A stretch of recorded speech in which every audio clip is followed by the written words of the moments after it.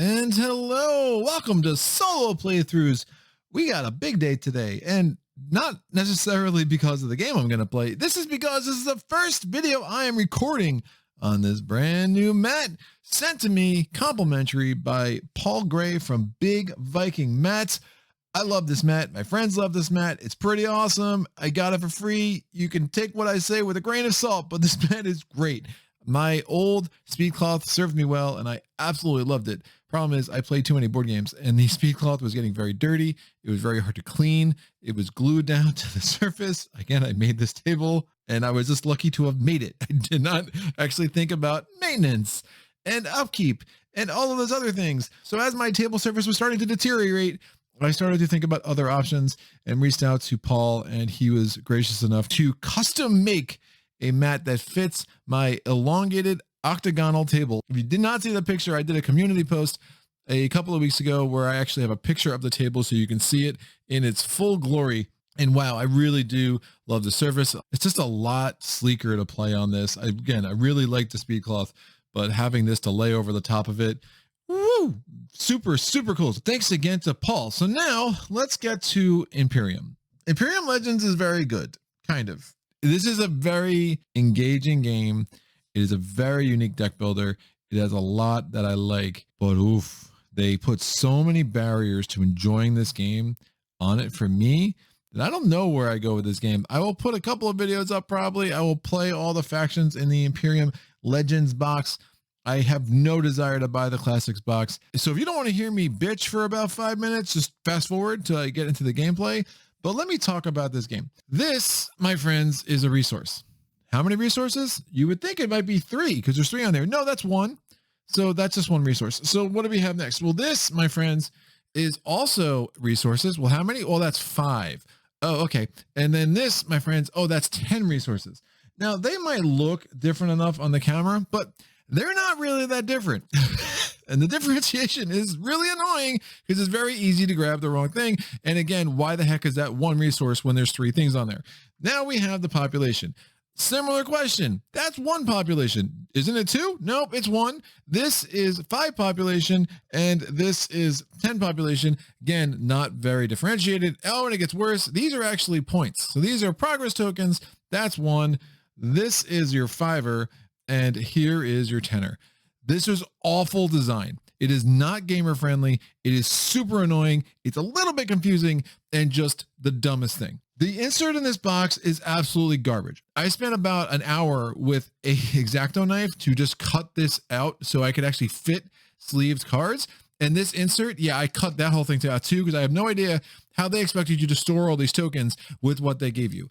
Don't even give me an insert. Just give me an empty box. I'll figure it out from there. The idea of putting a clear insert with, the writing on the bottom of the box to say where things go, that's cool. But then give me an actual functional insert, not the crap that you gave me, right? It's just really bad design. Again, but wait, there's more. So let's talk about the scoring in this game. The scoring in this game is mind-numbingly annoying and tedious. Do you think they would have given you like a score sheet or at least something in the rule book to say, hey, here's the easiest way to score? No, just figure it out. Just count everything. Scoring the first time I played this took about a half hour in itself. It's just not what I want from a game today. I have too many other games I'm learning, too many other games I'm playing. Let me stop for a second. Look, I understand why this game is popular. Oof, I really don't understand why it's so popular with all of the barriers to entry that they put on you.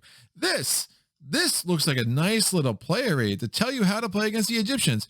No, this was a page in the rulebook that I ripped out because I was so tired of having to flip through the rulebook and then flip to the back page and whatever. You give me 9 different nations and you expect me to have to flip through the rulebook or memorize this chart? Give me some player aids, dude. Like, have one side be the barbarian side, the other side be the civilized side. That's insane. So many things about this game should have been better. It's just like basic stuff that should have been better, that should have made the gameplay experience better, and they didn't. That really kind of gets me on a level.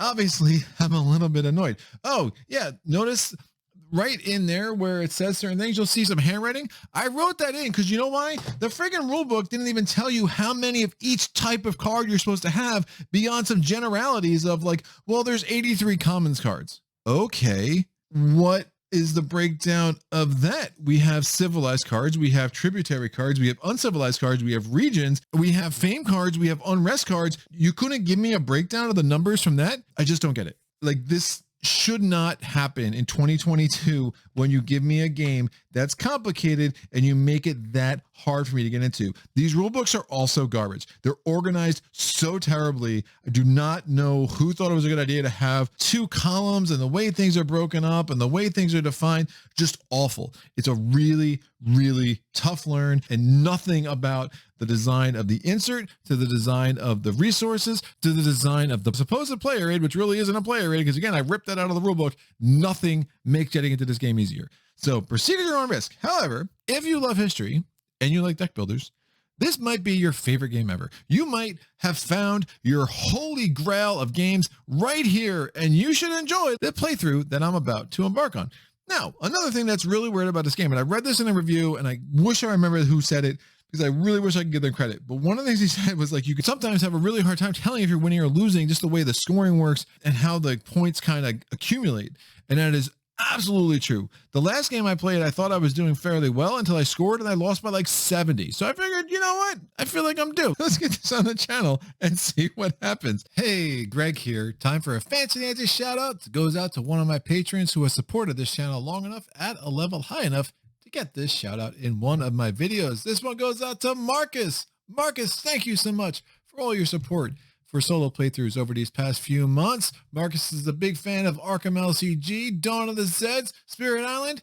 Sounds like my kind of guy. So Marcus, thanks again for everything you've done to make it easier for me to continue to work on this channel, to continue to grow it, to invest in it, to make it better and better for all of your entertainment out there. So if you want to be like Marcus and you want to help this channel, please go to my Patreon page. The link is in the description below. There you will find 3 tiers of support. See if one makes sense for you. If not, the likes, the comments, everything else that people do to show this channel some love. I really appreciate all of it. However, hey, the money really does help as I continue to try to spend more and more time in growing solo playthroughs into the best form of entertainment and education that I can give you in the world of solo board games. So thanks again, Marcus. Let's get back to the action and happy gaming. Here we are, me coming off an epically horrible game. So I'm going to try some different strategies and we'll see where we can go. I do need to flip these over to the barbarian side.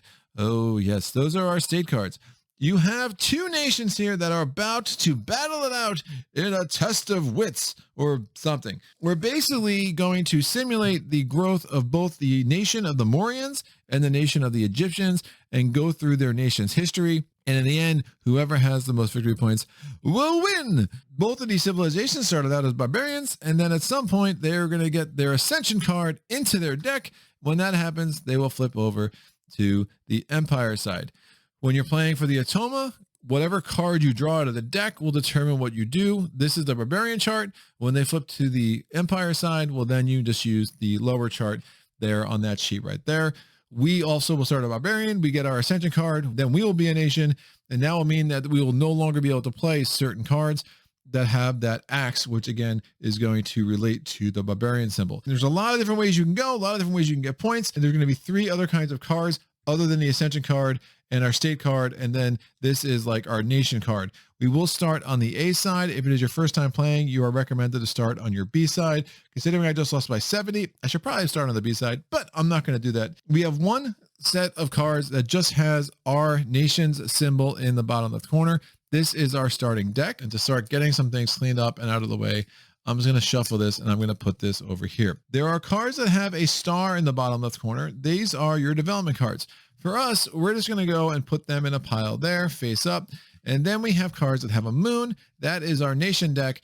These are the cards that are going to basically represent the Mauryan history. These are going to go on top of our ascension card, and they're going to go face down and sideways like this. As we go through our deck, every time we go to reshuffle, we will just add 1 card of our nation deck into our discard pile. We will want to do that as quickly as possible so we can become an empire and start accumulating a lot of points as a nation. We're going to set up things for the Egyptians. So the Egyptians have their ascension card. Underneath their ascension card, I'm going to put their advancement cards. We're going to stack them in a certain order. So anything that has 2 victory points, I'm going to put at the bottom. Anything that's an asterisk, That's going to equal 5 points for the bot at the end of the game. So I'm going to put that at the top of this. Then there are a bunch of 4-pointers as well. So we have 3 2s, 1 2 3 4 4s, and then the star. So we're going to put that face down here. On top of that, I'm going to put the Ascension card, and then we're going to take the nation cards for Egypt. There are only 3, and we're going to put them face down on top of their Ascension card in a random order. The rest of these cards do not have either the nation symbol or the advancement symbol, so we're just going to shuffle these, and we're going to put them face down underneath the other stack of cards that we made. Yoink. This is a solstice card that will just go between the 2 nations, so we can kind of keep a little bit of order here on the table. And now let's talk about the rest of the cards. These cards are just unrest cards. This whole deck will stay face up. There are 8 cards in there. Unrest is bad. They're worth -2 points each at the end of the game, but unrest generally symbolizes the fact that your nation is growing and your nation is having growing pains. These are some fame cards. Fame cards are awesome. They give you lots of points. The only real variety in setup from game to game is that you're going to take 2 of these cards out, and we're going to put them over there. And now the rest of these will go on top of the King of Kings card. If we get through all these fame cards and someone gets to the King of Kings card, some things will happen, and that is one way we can trigger endgame. Another way we trigger endgame is if we go through all of the unrest cards in the unrest deck. I try not to do that. It might be a strategy I should explore more in the future, but we shall see. These cards are regions. So these represent different lands that you could take over and add to your nation. So we're going to take these cards, we're going to shuffle them up, and I'm going to put exactly 6 on top of this line. 1, 2, 3, 4, 5, 6. And the rest I'm going to put down here. They're going to be shuffled into a different deck. We have the uncivilized cards, which are the cards that have a green leaf. Some of the uncivilized cards are also civilized, so they're kind of tweeners, but they still all go in the green card deck. And just like I did with the region cards, I'm going to take 6, put them on top of the line that is in front of me. 1, 2, 3, 4, 5, 6. And we'll put these cards down here. We have the civilized cards. We're going to put 6 on top of that line. 1, 2, 3, 4, 5, 6. And then there are the tributary cards. So this is basically other nations that were existing around that time. And then it kind of represents our relationship with them, and they come pay homage to us because we are awesome. All of these cards are just going to get shuffled in with all the remaining civilized, region, and uncivilized cards that were not placed in the other piles. And we're going to go ahead and shuffle this up pretty good. Now, another way that the game ends is if we get to the bottom of this final deck, the deck that has all the tributary cards. So I am not a history buff. I do not know much about the Mauryans. Obviously, they are somewhere in the region of what is modern day India. Someone wants to give me a little history lesson in the comments below. I would absolutely love that. This is our power card. Is going to say there, it has an exhaust ability. When I play a region, I could exhaust that card to gain a progress point, which is great. Now, progress points, I could also trade in for resources at a conversion rate of 2 resources for 1 progress point, or I could trade in for a population at a conversion rate of 1 population for 2 progress points. And I say 1 population, I mean 1 token that has 2 people depicted on it, because again, that's not confusing at all. During solstice, which is going to be a phase of the game after the Egyptians have their turn every round, I can pay 1 resource to return a region from my discard pile to my hand. And then at the end of the game, I get 1 victory point for each region that I have in play, which is going to be hard to do.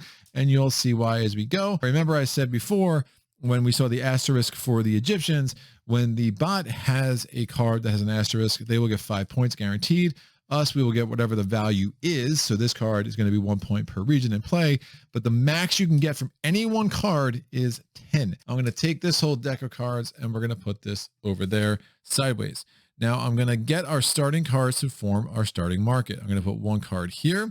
It is a Scythians. It is a tributary card. If I had this card in play, I could exhaust it when another player plays an attack card, and that will allow me to avoid the effects even if it's on another player's turn. It's also worth 3 victory points at the end of the game. I'm going to put another card out. This is going to be the leadership card. So it is a uncivilized card, free play, so I can play it without using one of my 3 actions every turn. More on that later.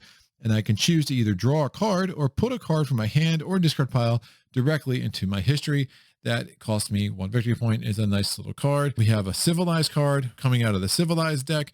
It's a Metropolis. Now this card I can only play when I am no longer barbarian and I become an empire. So cannot play that right away. I might want to put it in my deck anyway and just have it there for later.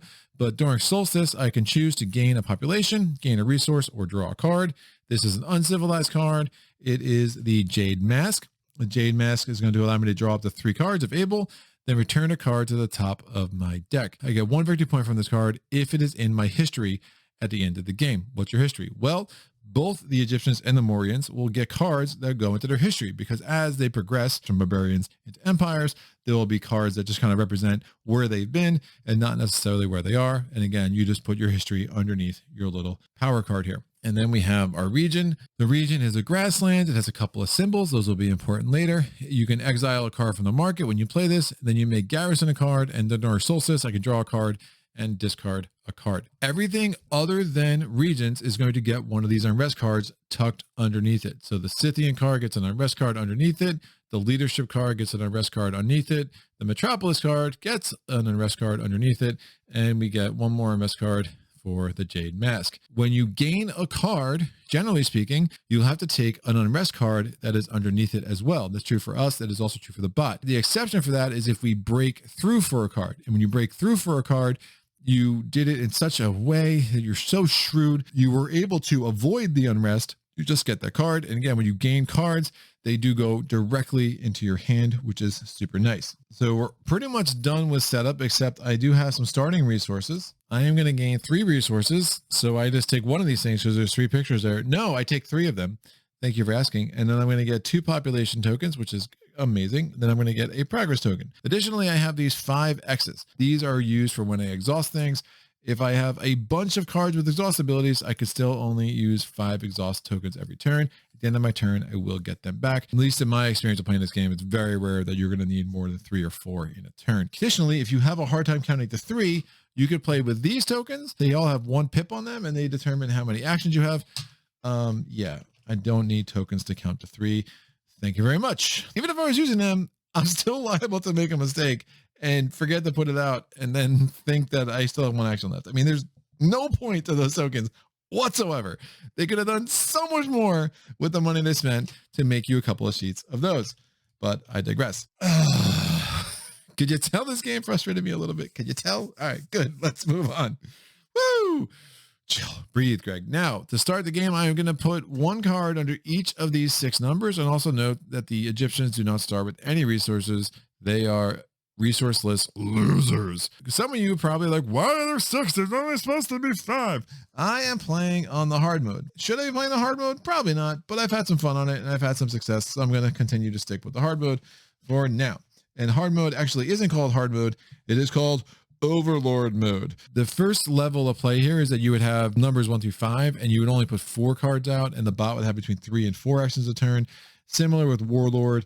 At Imperator, the bot will take between 4 and 5 actions a turn. At Sovereign, it's kind of the same thing. Actually, I'm sorry, the Egyptians do start with some resources. They actually get the same resources I get. So they're going to get 3 resources, 2 population, and 1 progress point as well. And at the end of the game, they're also going to score 1 victory point for every 5 resources and population in any combination, rather than for every 10. I would have had a much easier time remembering that if there was, like, I don't know, a scoring sheet that was, like, you know, helpful to kind of guide you through scoring, instead of just having to cycle through these 2 rule books repeatedly. But again, I digress. At the end of the game, you will get 0 points for your resources, but the bot will score 1 point for every 5 they have playing at the Sovereign level. And actually, we're playing at the Overlord level, was the highest level. So there are actually 6 cards. The bot will have 5 actions every turn, guaranteed. And actions is basically, we're going to flip over a card and we're going to see what happens. My hand limit is 5. So let me draw up to my starting hand. We have Advance, Magadha,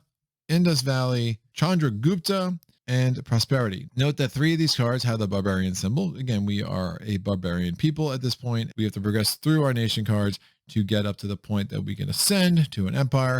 And then once we ascend as an empire, then we can start having some societal advancements. Right away, I can discard all of my cards on my discard pile. That would allow me to innovate. And if I innovate, it allows me to break through for any card that I want in the market. You could innovate for a region, but more likely you would want to innovate for either a civilized card, an uncivilized card, or a tributary card, because then you could take that card without also getting the corresponding unrest card that is underneath it. This is a die. I'm going to put that over there for now. We'll see that on the bot's turns. Yes. Turn to the solo playthroughs, and I will tell you what a die is.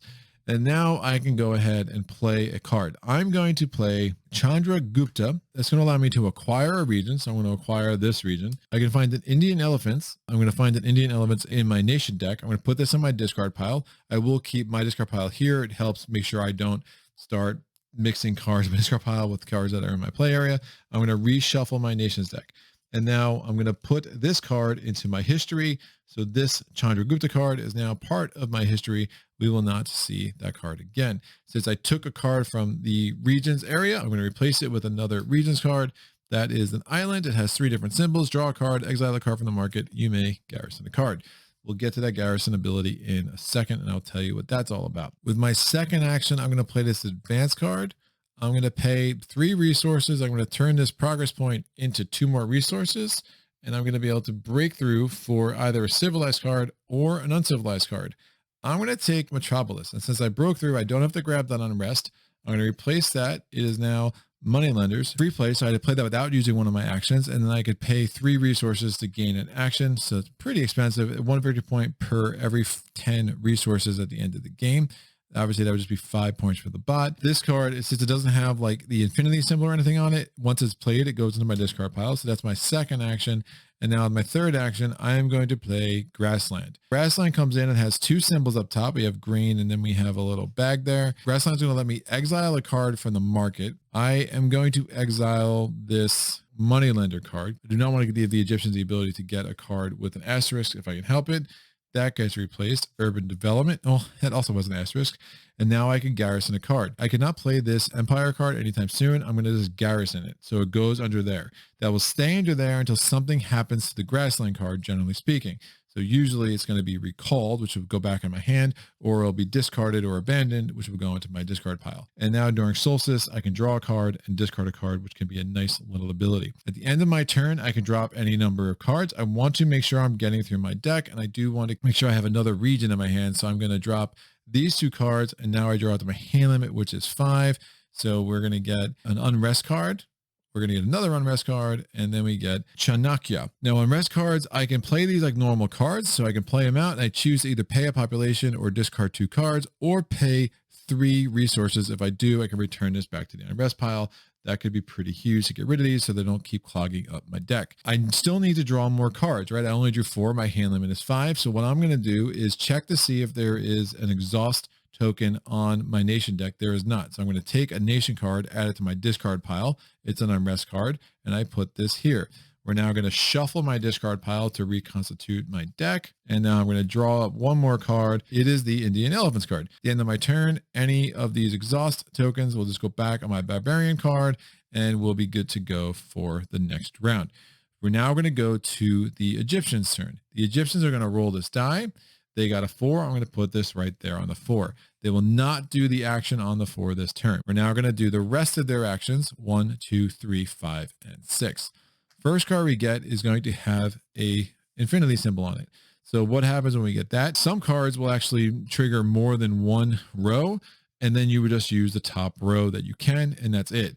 Since there was nothing above the infinity symbol, we're going to use the infinity symbol. We're going to gain 1 population. That gives the barbarians 3 population there. We're going to discard the top card from the bot deck. Again, they're also going to want to go through their deck pretty quick. Then we're going to put this card into their history. So Egyptian hieroglyphics is now in the Egyptians' history, and that will go right there. Under number 2, we have a glory card. So glory says, if able, abandon 3 regions to gain the top fame card. Well, they can't. They don't even have any regions. Otherwise, they're going to acquire a civilized card. Now, there are 2 civilized cards here. We have the leadership card, which gives them 1 point, and the urban development card, which is going to give them 5. They're going to take the one that's worth the most points. And since they're acquiring and not breaking through for it, they're going to actually gain both the urban development on top of their deck, and then the unrest card goes right after it. We're going to replace that card now. It is corruption. It is worth 2 points. Corruption, again, is an empire card. All players gain 2 resources. Each other player takes an unrest, and then you can gain a progress point. Now, one thing I forgot to do on my turn is I forgot to add a progress token. So at the end of my turn, I need to figure out where I'm going to put a token. I'm going to put it there. I think that makes some sense for me. I know I had the Indian Elements card, so they gain that card, and glory is going to go into their discard pile. We're going to go to action 3. This has the barbarian symbol. If able, spend 2 population to acquire a region. They do have 2 population, so they're going to spend that 2 population and they're going to acquire this region. If there was a region here, they would acquire that. If there was a region that had a token on it that was worth 1 point, they would get that. And this region is going to go there, and then put this card into your history. So this advanced card, barbarian symbol, is now in the Egyptians' history. We're going to get a new region. It is the Fortunate Isle. So when you play this, you're going to acquire another card. You can acquire an uncivilized card, a civilized card, a region, or a tributary card, and then the card is exiled. If it's somehow you hold on to this card, it's worth 2 points. So this is a card you're probably going to want to try to get into your history if you gain it, if you want that 2 points, unless you're just using it to really acquire another kind of card. We get the Nile Valley. So that is a region that came from one of the bot actions. So we're going to put this over here. Since they got a region card, they're going to gain a population. So now the bot is back to 2 populations. They are going to then exile a card from the market. The cards that will exile from the market, they're going to go left from right, but they will not exile any cards that have tokens on it. And if it gets to the point there's tokens on every card, they will just ignore that part of the instruction. We can exile this leadership card. We get off the top of the bot deck. It is now the Celts. The Celts are also a very nice tributary nation, and I hope I get all of the tributaries with my Indian elephants, baby. That's what I'm talking about. And then finally, we have one more action for the bot. The bot has prosperity. Discard the top card of the bot deck, and they're going to gain 1 resource and 1 population per played region. They only have 1 played region, so 1 resource, 1 population. Then I may draw a card. Don't mind if I do. It's an unrest card. They're going to now put this in their discard pile. At the end of their turn, they're going to add a token here because that was on number 4. This is going to slide over, and then we're going to refill the rest of the cards here. So 2, 3, 4, 5, and 6. If they had to reshuffle their deck, they would take a card from their nation deck, just like we did. We can now move this die over here.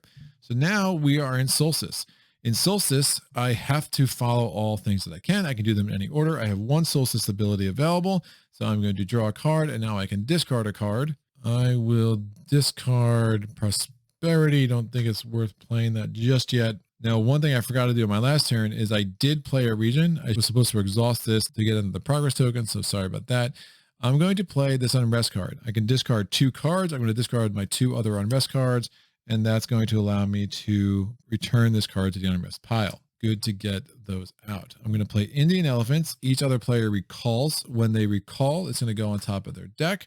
We'll do that, and now I can break through for a tributary card. We're going to break through for the Scythians. That gets replaced from there. It is Cataphract. With my third action, I'm going to play the Indus Valley. The regions, as I pointed out before, have the infinity symbol. It means they just stay in play. I can garrison a card. I don't really love the idea of garrisoning either of these cards, so I'm just going to chill. I'm going to put this here.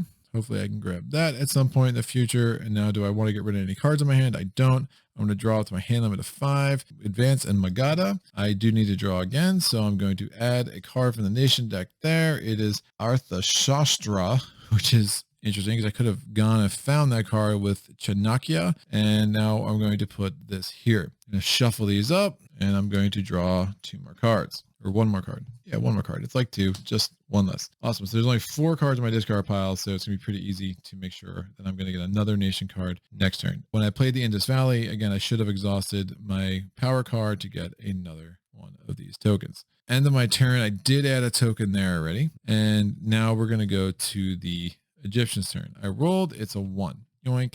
That will go there. So 5 actions coming out. It's an unrest card.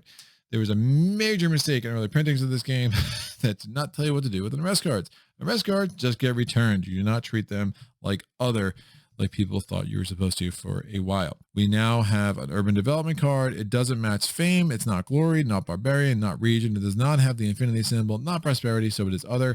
If able, abandon a region with a water drop symbol. We cannot. Otherwise, discard the top 2 cards on the bot deck. We can only discard 1. We're not reshuffling now. We're just discarding. If it's a draw, that's something else.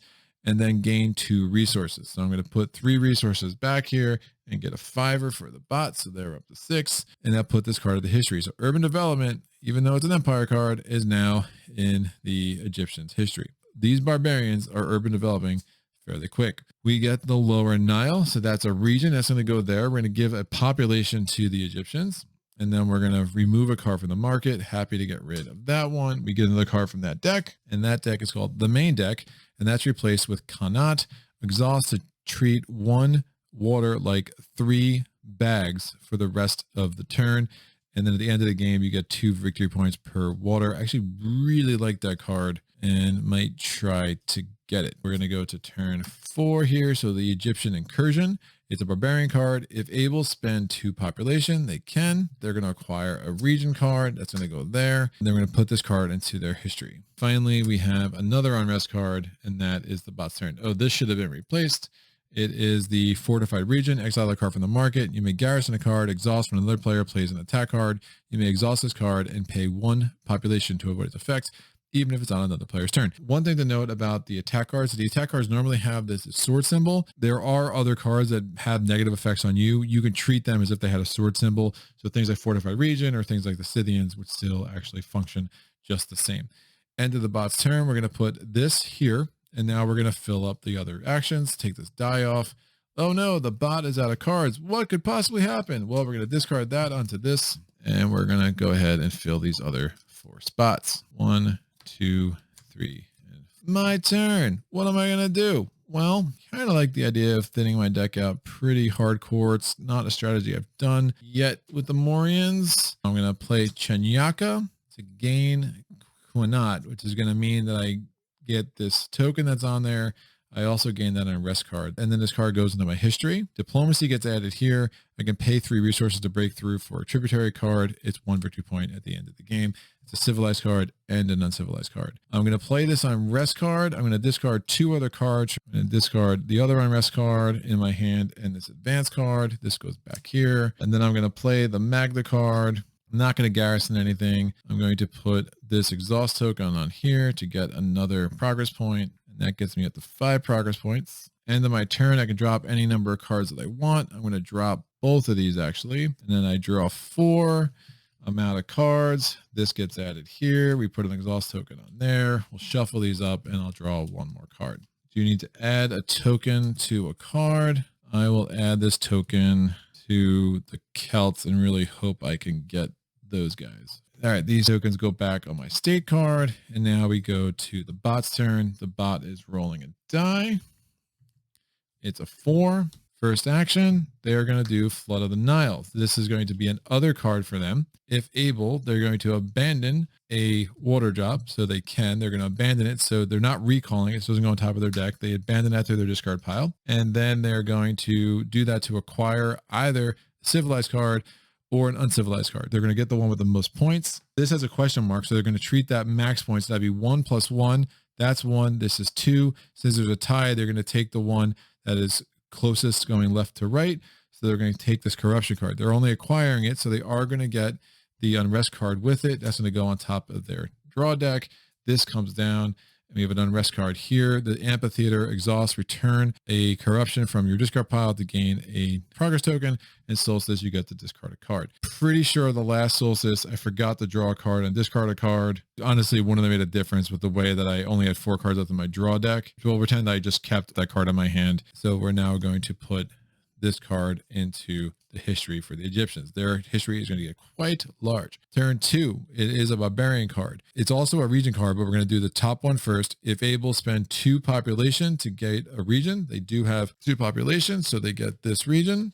That's going to go there. That's going to get replaced with this. And then they're going to put this card into their history. The third action is prosperity. Discard the top card from the bot deck. They're going to gain 1 resource and 1 population per played region. There is none. And then I may draw a card. This goes in your discard pile. I will absolutely draw a card. Thank you very much. Their 4th turn is an unrest card. Their 5th turn is a region. So they're going to get 1 population for getting the region. They're going to exile a card from the market. They're going to exile the leftmost card. Main deck comes off. It is exports. All players gain 2 resources. Give each other player a card from your hand or discard pile. That could be pretty nasty. That's a 5-pointer too if the bot gets it. So I want to try to avoid that. We're getting another victory point on top of this. This moves down, and we're going to put out 5 new cards. So that's 4. Unfortunately, we have to shuffle this up again, get them a little bit closer to Empire status, which I don't love, and that will go there. Solstice. I'm going to do my Solstice ability. I'm going to draw a card, and then I'm going to discard a card. I will discard the Nanda Dynasty. My turn. I'm going to play the Indian Elephants. Each player recalls a region, and I can break through for a tributary card, which I absolutely will. 2 progress tokens. I get the Celts. This goes in my hand. This goes in my discard pile. This espionage. A little light on regions, which isn't great. No Quinats there. I'm going to want that for when I play Prosperity next turn, and that will make sense when I do that next turn. Let me get this unrest card out, I think. I'm going to play the Celts card I just got. It allows me to break through for a civilized card. I'm going to take this, and then each other player takes on rest. So we're going to give that to the Egyptians. The next civilized card comes off. It is a city card. Solstice, you may discard a card to choose, gain 1 population or gain 1 resource or draw 1 card. That goes in my discard pile. So that was my second action. My third action now is I think it does make sense to continue to get rid of my unrest cards. So I'm going to play this unrest card. I'm going to discard 2 cards. I'm going to discard advance and the Jade Mask and put this back here. End of my turn, I can discard any number of cards. I'm going to hold on to Prosperity and the Scythians. I'm going to get rid of the Arthashastra card. I draw 2. This is empty. I add this. That gets an exhaust token. We shuffle. I did not use my exhaust ability on my power card this turn. Do definitely want to get some more regions out and have not gained a lot. So we'll see how that works out for me. I'm going to draw my 5th card. It is the Jade Mask. We're going to roll this die. It is 3 here. 5 actions for the Egyptians. So we get the Glory card. If able, ban 3 regions again. A fan card cannot. Otherwise, if able, acquire a civilized card. So this is worth 5 points. This is worth 5 points. They're going to take this one with the unrest card. This is the Code of Laws. Exhaust to draw a card. Unrest will go there. Third action, it is an island. So the island is going to come into play there. They're going to gain a population. They're going to exile a card from the market. The Code of Laws is gone. That gets replaced with the Phoenicians. Oh, shoot. I did not add one of these like I should have. I'll add it to the city. We're going to get the Kushites. That is a barbarian card. They can spend 2 population to acquire a region. Then they are going to put this card into their history. Finally, they have Prosperity. They're going to discard the top card of the bot deck. They're going to gain 1 resource and 1 population because they only have 1 region in play. Us like squeezing out their regions has like been pretty important for sure. And I can draw a card. The Nanda Dynasty. We are going to get this region here. So that's the last card there. When this pile is out, we will just always draw cards in the main deck. Now they won't be region cards anymore, obviously, or they're unlikely to be many region cards, but you know, sometimes they will be. We're now going to replenish the bot's row of cards. During Solstice, I have to draw a card, and I can discard a card. I will discard the Nanda Dynasty. I have 4 cards there, so I'm basically discarding all the cards in my hand at the end of this turn. For my first action, I'm going to play Quinat. Then I'm going to exhaust this to allow me to treat a water as 3. I think they're like seed bags. I'll do that for the rest of the turn. My second action, I'm going to play Prosperity. All players may draw a card. So I draw a card and the bot draws a card. When the bot draws a card, they just discard a card over. I'm going to gain 1 resource per seed bag. I have 1, 2, 3, and then the water counts as 3 because it cannot. So I'm going to get 6 resources. It's great because I was down to 0. So that was my second action. My third action, I'm going to play this advance card. I'm going to spend 5 of the 6 resources I just got, and I'm going to break through for the amphitheater. Love the card, but I do not want them to get it. It is worth too many points. So 5, and this goes into my hand. Empire card, so not going to really use it just yet. I'm going to drop 4 of these 5 cards. At the end of my turn, I'm going to draw up hand, which is 5. So I need to draw another one. So I put this on my discard pile. It's an rest card. This will go there. We shuffle this. And then these tokens go back on my power card. I do need to add a power token. Oh, this should have gotten replaced. Vacation. And then I'll put a power token on the Phoenician card. So hopefully espionage goes away because I just don't want to get attacked too much. And now I draw 1 more card. There's a lot of cards in my discard pile. It's going to be hard for me to get another nation card out next turn, which isn't great. We're now going to roll this. It is a 3. So 5 actions coming up. We get Corruption. The Corruption card is an other card. So if able, they're going to abandon a water. They will. So they're going to abandon this into the discard pile. And they're going to acquire a civilized card or an uncivilized card. That's worth 1 point. That's worth 2 points. That's worth 1 point plus 1 point. So that's 2 points. They're going to get this one, and they're just acquiring it. So they get the Corruption card too, and they're going to put this card into their history. They're going to get an unrest card. They're going to get another unrest card, another region card. They get 1 population for that. When that emptied, this should have been filled with this. It is art. Solstice, if you're a barbarian, you may pay 1 resource to return an unrest card. If you're an empire, you may pay 3 resources to gain a progress token. This espionage card is going to be exiled because the Nile River was played. This gets replaced. This is a region card, so we don't have an unrest card there. Finally, it is the Lower Nile, another population that goes into play, and then they're going to exile this peninsula. Onager, it's an attack card, empire card. Each other player abandons a card that has like the house symbol on it. You can gain 2 resources per abandoned house symbol, and then you may acquire a region or a tributary card. We're going to put a progress token here. This moves down. We're adding 5 cards to the bots row. Well, we ran out. This comes here. As soon as that gets into the discard pile, the Egyptians will have ascended to empire. I can draw a card and then discard a card. I will discard my advance card. I'm going to play the Celts. I'm going to break through for this. And then the Egyptians take an unrest. Play the Indian elephants. Oh, this gets replaced. It is a monument. You can exhaust it to free play unrest card. It's a barbarian card. The exhaustibility still work if you're an empire. If you want to play it out, you better still be a barbarian civilization. Indian elephants. So we're going to have them recall their most recently played region. And I can break through for a tributary card or a region. I think I should break through for another region. Yeah, that makes more sense. I'm pretty light on regions right now. That goes with this card. So that's my second action. And now my third action is I'm going to play the Highlands card. I can exile a card from the market. This needs to be replenished. It's the Elders. It does get an unrest card. I'm going to exile this attack card. That's now a region. So this unrest card goes away. I can garrison a card. I will garrison this unrest card just to get it out of my cycle right now. End of my turn, I'm going to drop 2 of these cards. And then I'm going to draw to my hand, which is 5. I did not add a card from my nation deck, unfortunately. I add a progress token. I'll add this progress token here. We're going to roll a die for the bot.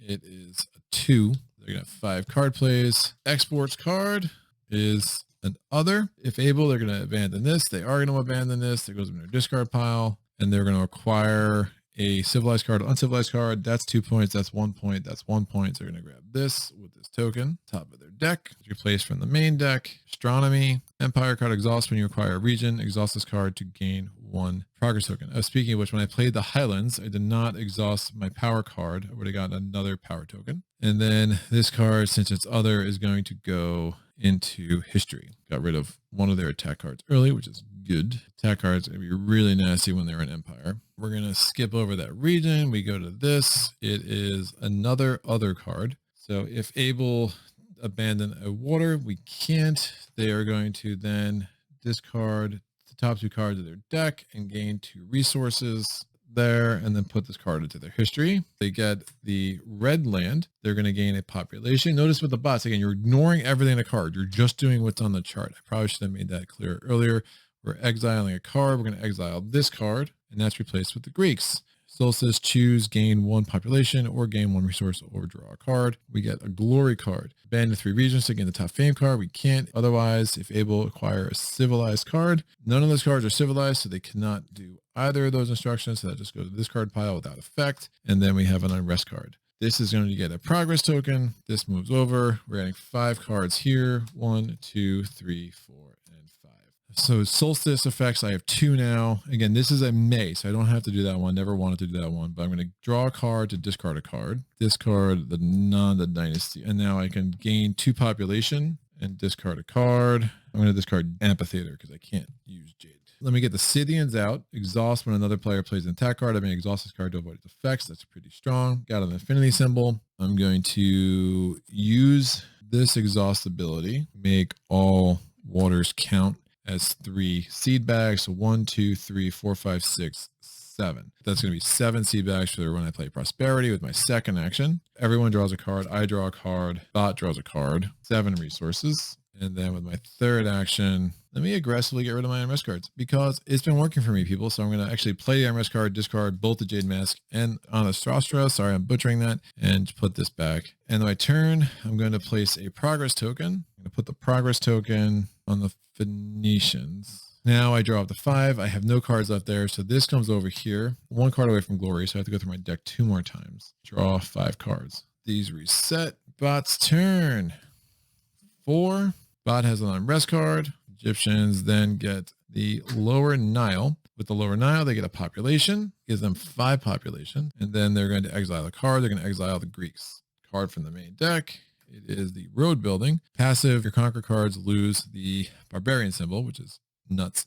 And then Solstice gain 2 resources. Could be really huge. Now we're going to go here. It is an unrest card. Here it is another region. So they're going to gain a population. They're going to exile a card. They're going to exile road building. Mercenaries, that's a 5-pointer for them. So that's not great. Free play, you can pay 1 population to gain an action. That could be really strong. And then here, another one. So don't like it that much because it's going away. So tons of population, them getting a ton of regions hasn't been great. This gets exiled. Get another card down here. It's the civil service worth 2 points. Passive, increase your hand size by 1.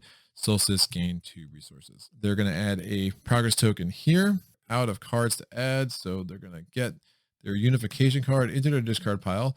That immediately makes them an empire. Now we use the empire chart in the future. They have 2 progress tokens, 9 resources, and 7 population. Now here are all their advancement cards, which are all worth points. The top ones were 5, then a bunch of 4s, and then a bunch of 2s. We replace these 5 cards here. 1, 2, 3, 4, 5. Go back to something I said early. Am I winning this game? I have no idea. Like, I just don't know. I wish I did, but I don't. I'm going to do my Solstice abilities. I have to draw a card because of the grasslands and then discard a card. I'll discard the amphitheater. I'm not a empire yet. And then I can gain 2 population. So I'm going to get up to 6 population. Now I have to discard a card. I will discard prosperity. I now have 3 actions. I'm going to play Indian elephants. They're recalling that.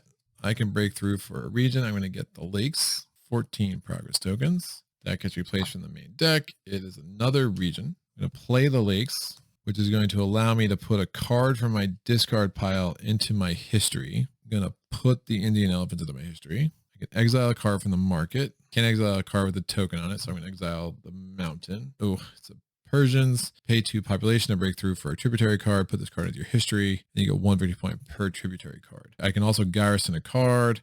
I will not, when I played the lakes, should have exhausted my power card ability to get a power token. Put 9 of these in and get a tenor. I'm going to play this city card. Gives me another Solstice ability. I can discard a card to draw a card, gain a resource, or gain a population. End of my turn. I'm going to put this on the elders. Drop Gandhara. Draw to my hand, which is 5. So there's 2 Indian elephants. There's a 1 barbarian and the one that doesn't have a barbarian. It's one of the reasons I was happy putting that in my history. Just kind of thinning my deck out a little bit. Fortunately, did not get that card, so moving a little bit slower than I want to here. Egyptians rolled a 4. They're going to get an island. So many regions. Get a population from there. They're going to exile a card. They're going to exile the Persians. Main deck, we get another region. This is glory. So now they're going to get some glory. The glory card is now different. So if able, they're going to abandon 3 cards. They're going to abandon the 3 most recent. That goes into their discard pile. Specifically, they're abandoning regions. And they're going to get the top fame card. And they gain it. This goes on top of their deck. If they couldn't do that, then I would have had to discard a card, which I could have treated like an attack for the purpose of the Scythians. Prosperity, this is now other. Prosperity is gone. We're now into the later part of the Empire of Egypt. So they're going to discard the 2 cards from the bot deck. And now their prosperity card goes into their history. You do ignore everything on the bot's power card. So none of that matters for the purpose of scoring or anything. It's just basically a place to put their history. That's an unrest card. And now we have unification. This is their ascension card. It is just another card. So discard the top 2 cards from the bot deck, put this card in their history. We're going to add a progress token there. This moves over. We have to add 1 of their advancement cards to their discard pile. Every time we add 1 of their cards now, we're definitely giving them points. So they got 1 of the fame cards. It's definitely things you want to start tracking. So it is now my Solstice. Draw a card to discard a card. I'm going to discard the Jade Mask. I also get 2 population and discard a card. I will discard the Nanda Dynasty, and then I can discard a card to gain a population or a resource or draw a card. I will discard Arthashastra to get myself a resource. My turn, I'm going to play the Indian elephants. The Egyptians are going to recall the red land, and I'm going to break through for the Phoenicians. Tokens from the main deck, Macedonians. So 1 point per 4 regions. Now I'm going to play the Phoenicians. I'm going to acquire civil services. I'm acquiring. I also get the unrest card. Main deck, it's invasion. Pay 3 resources. Each other player takes an unrest, breakthrough for a tributary, or breakthrough for a region, and each other player recalls a region. This card now goes in my history, so it basically is a quick 3 points for me. And now with my third card, I'm going to play the Celts. I'm going to break through for the invasion card. Each other player takes an unrest card. It's replaced from the main deck. It is the Vikings. This goes into my discard. End of my turn, I will drop the unrest card. I need to draw. This goes here. We're 1 step away from our ascension to Empirehood. And I draw 2 more cards. The city of Pataliputra. And we get the Nanda dynasty, which really needs to go into my history. Yeah, I don't have enough cards in my history, I don't think. I'm going to roll this die. It's a 4. Just really pounding up on that monument right now. 5 actions. We get the Nile Valley, population, exile a card, exile the Macedonians. So that worked out. Main deck, Carthaginians. The Carthaginians are going to be 5 points as well for the bot. We get another region, population, 5er, I think. Yep. So they're up to 10 pop, exiling the Carthaginians. This is now the watermill exhaust. Either recall a grain symbol to gain 2 resources in 1 population, or recall a water symbol to gain 1 action. Fortify region. This is their cycle. Dang, that's going to get exiled. That's another 5 pointer. We're almost through this main deck though, which is absolutely crazy. We have art that has an infinity symbol, and it's lower than the regions, because the regions also have infinity symbols, but they're higher on the chart. So if able, acquire a civilized card. Not able, otherwise spend all population to gain the same number of progress tokens. Oh, that's really nasty. So they're going to gain 11 points out of that, and they're going to put this card in their history. And then finally, we have the Egyptian Legacy. It's an attack card. If able, acquire a region or a tributary. They can acquire either. This is worth 5 points. I never added a thing. I would have added a thing there. That makes the most sense for me. They're acquiring that and the unrest card though. So otherwise, if they couldn't acquire, they would gain 2 progress points. By the way, city comes in. We already have one of those. And I just got a card to take an unrest. I'm going to use the Scythians to ignore that attack ability of the Egyptian Legacy card. We're going to add a progress token here. So that's 3 points is sitting out there. This comes down. We refill the market. 1, 2, 3, 4, and 5. I do my solstice abilities. I draw a card and discard a card. I'm going to discard the Nanda Dynasty card. I get 2 population. And I also have to discard a card. I'm going to discard Prosperity card. I can then discard a card to get a population or a resource. I will discard Gandhara to get myself a resource. I'm going to play this invasion card, pay 3 resources, give an unrest to the Egyptians. And then I can break through for a tributary card or break through for a region, and each other player recalls a region. I'll break through for this rainforest. They're going to recall this. It goes on top of their deck, and that's my first action. This comes off. Main deck is almost empty, so it's another region. I'm going to put this rainforest in play. I'm going to gain a population, 11 total. I have to exile a card from the market. I'm going to exile the Phoenicians, garrison a card. I'll garrison the city of Pataliputra, and I'm going to play this advance card. I'm going to spend 5 resources to break through for this monument. Change that up so I actually have 21 progress tokens at this point. Oh, when I played the rainforest, could have done that to get another progress token, and that gets replaced for city. This goes there. Discard as many cards as I want. I'll discard the monument. I draw up to 5 cards. End of my turn. Before I draw, I have to put this on a thing. I'm going to put this on Archipelago. Draw up to 5 cards. Jade Mask, Amphitheater, Civil Service, and Arthashastra with an unrest card. I still have one of those. Should have kept that monument card in my hand. Oops. Yeah, these are both Empire cards, and I'm not an Empire yet. These get over there.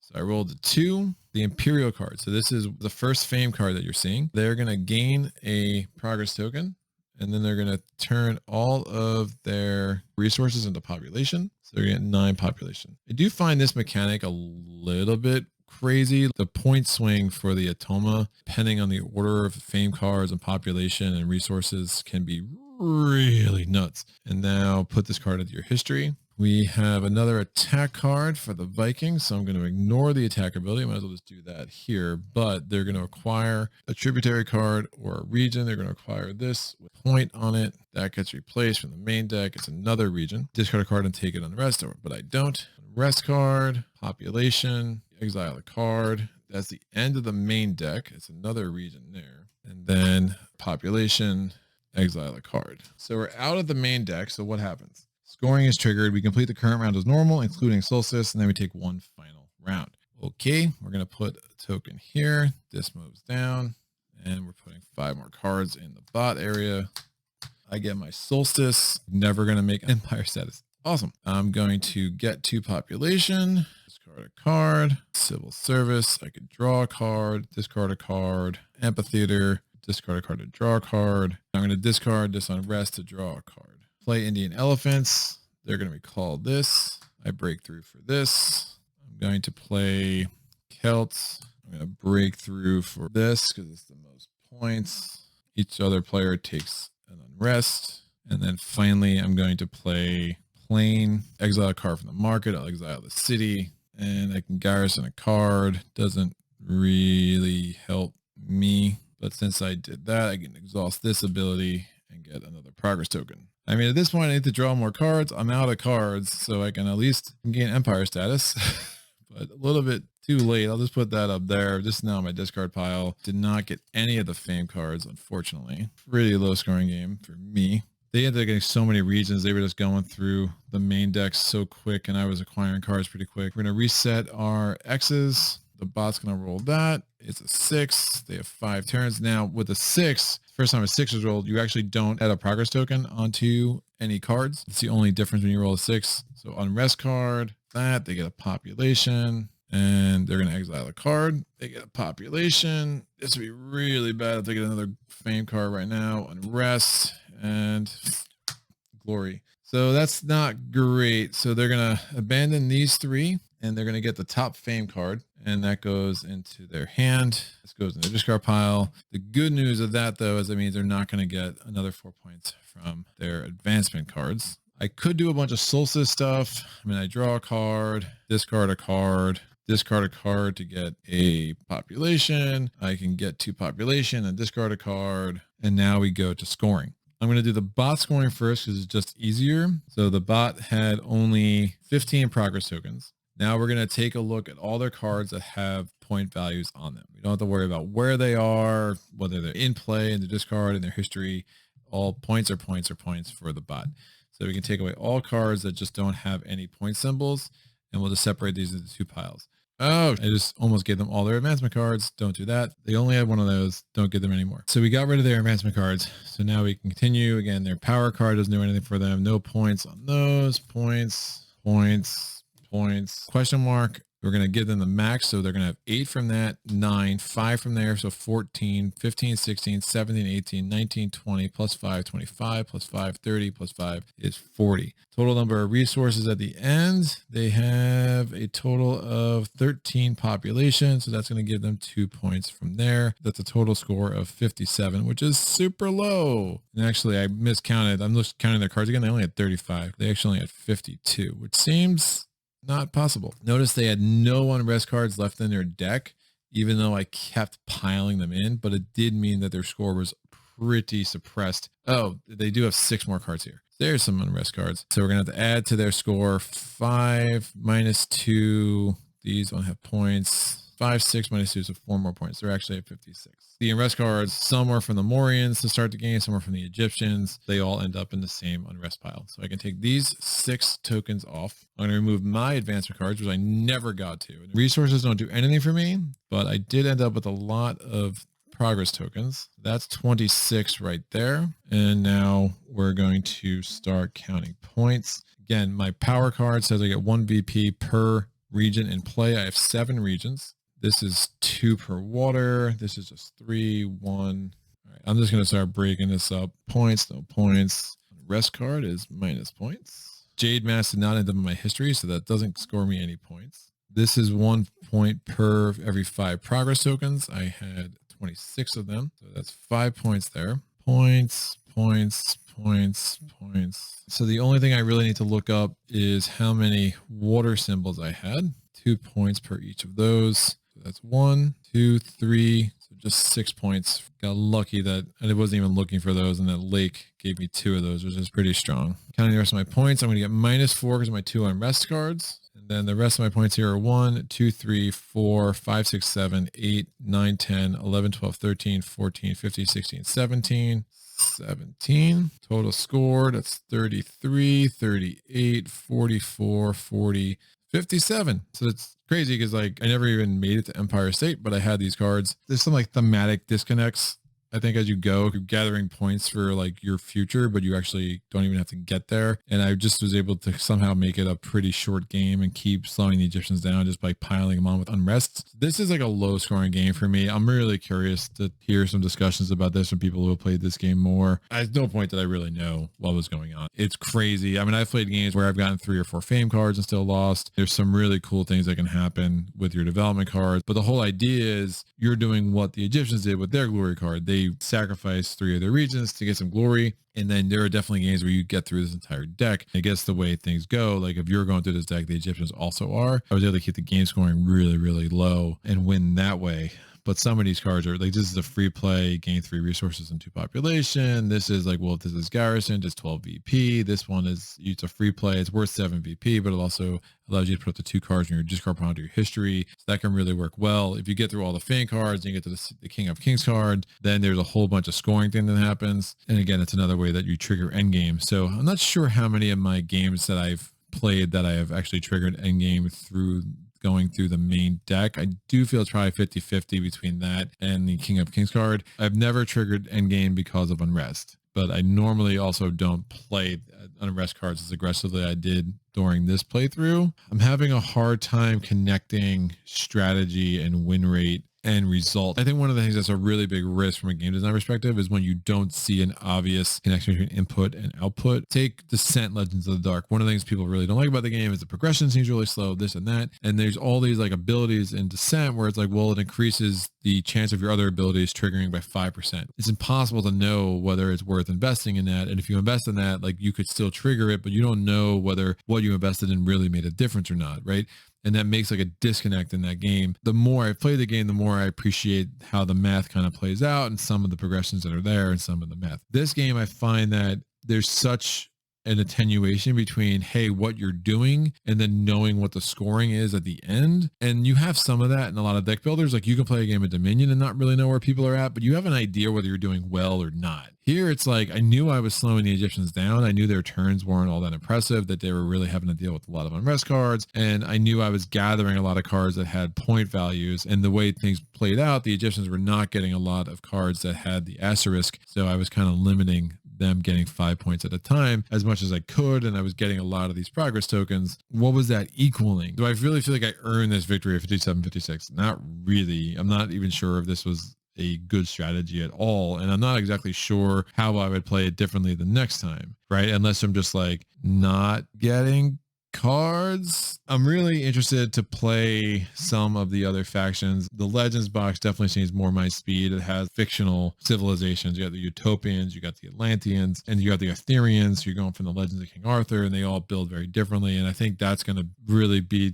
my deciding point of like how much this game really is for me. At this point, you know, I think this is going to be an interesting video. I'm really curious about feedback and things that people have done with this game. Again, if you're a huge history buff, like all these names mean something, right? If you look at the advancements for the Mauryans, I mean, you got the Edicts of Ashoka, you have Ashoka itself, the Grand Trunk Road, punch marked coins, Buddhism, mathematics. I mean, all this stuff so linked to this civilization. And I'm sure that could be a huge trip for people to be like, yeah, this is a well-researched game. But if when you combine some of the experiential miss of it, and you give me a game where I really felt like you just didn't care about the player experience and how you put some of these things together, that you didn't really care enough to make resource tokens that weren't like the slightest bit confusing, that you didn't care enough to give me a score pad so I don't have to spend like a half hour to an hour the first time I'm playing this game to find out what the heck the final score was. Like, okay. I just kind of expect more. That's my playthrough.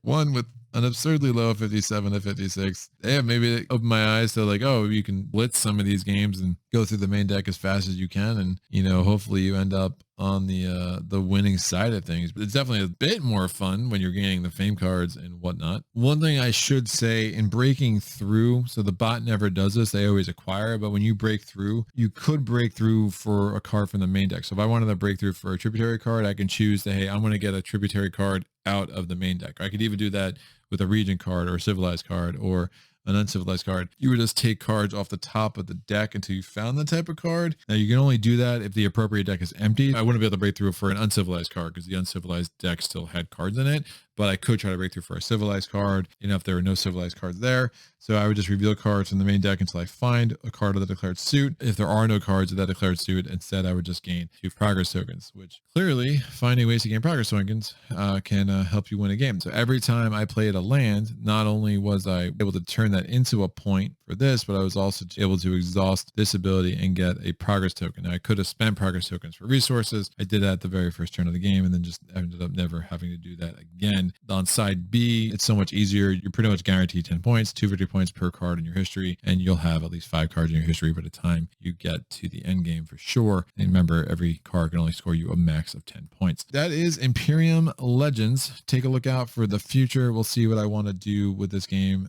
going forward. There are 8 civilizations in this box. We'll see how many videos we end up making. Still haven't decided whether I'm going to go through all 8. Maybe I'll just do like matchups like this and we'll just get through 4. Definitely a lot more to explore in the world of Imperium. In the meantime, if you want to see exactly what's coming up in Solo Playthroughs Land, you can go on my Patreon page. The link is in the description of this video below. On my Patreon page, you will find a schedule that I put out about a week before every month that tells you what is happening in the month that we're currently in with a bit of a preview for the month to come. And while you're there, if there is a tier of support that makes sense for you, that would be amazing. Otherwise, the likes, the comments, the subscriptions, the watch time, all of that really helps this channel as I continue to grow here on the YouTubes.